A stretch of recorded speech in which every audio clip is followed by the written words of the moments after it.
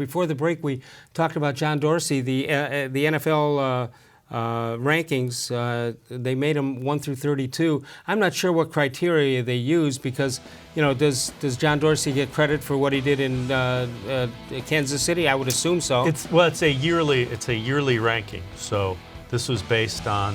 They do it every. NFL.com has a writer. The writer. All right, so let's look.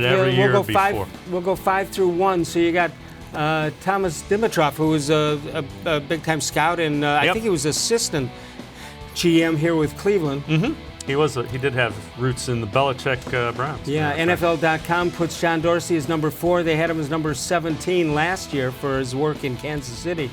Kevin Colbert, not Colbert, this is Colbert, from the Steelers. And although it might be Colbert the way things are going in the offseason. Well, he's getting credit here for trades that he's made, not getting credit necessarily what's going on with Levine and Bell and Brown and Antonio Brown and all that. Well, you know what, though? He had Schuster behind him to replace him. He had Connor behind Bell. Good point. It's very solid. Excellent point. All right, Howie Roseman is number 2. He's from the Philadelphia Eagles.